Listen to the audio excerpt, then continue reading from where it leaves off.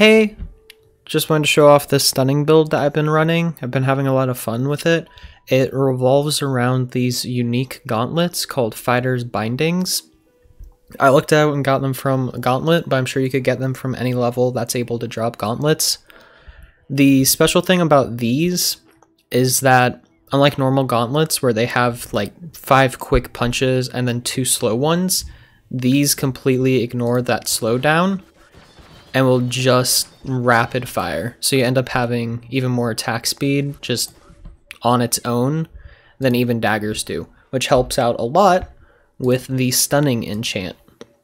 It gives a chance to temporarily stun enemies. It stuns them for about 2 seconds and it's a 15% chance to trigger. I also have critical hit on this, which just increases damage when it crits by 3 times. But you could run sharpness or really whatever enchant you want. You mostly just want this stunning thing. This build is all about really killing quickly and minimizing the damage taken, because not only am I doing a lot of damage really quickly, they can't really attack you if they're permanently stunned. Like, look at this. You can tell that they're never really getting out of the stun lock. But onto the minimizing damage. The armor that I'm running with the build is full metal armor. It's giving me 30% extra melee damage, which helps out with the killing part. 30% chance to negate hits, which is really helpful, and I'll explain that in a minute. 35% damage reduction, which is just plain good. 100% longer roll cooldown, which doesn't super matter, especially since I'm running Boots of Swiftness. I have Potion Barrier on this, which is kind of a dud enchant, but what's more important is this chilling effect. I need 1 more level for it to be maxed out, but every 2 seconds it's going to reduce the movement and attack speed of nearby enemies for 1 second, which actually synergizes really well with this 30% chance to negate hits.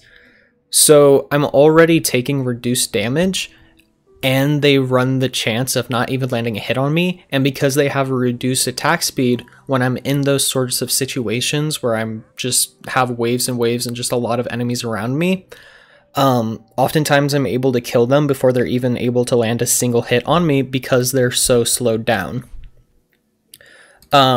Which kind of takes away the one weakness of gauntlets, which is that they're really just single target damage, and kind of negates that issue. The bow that I'm running is just a long bow. It's the best one that I had. It really doesn't super matter what you're using. Though having chain reaction is kind of nice since I'm running a firework, and those synergize really well.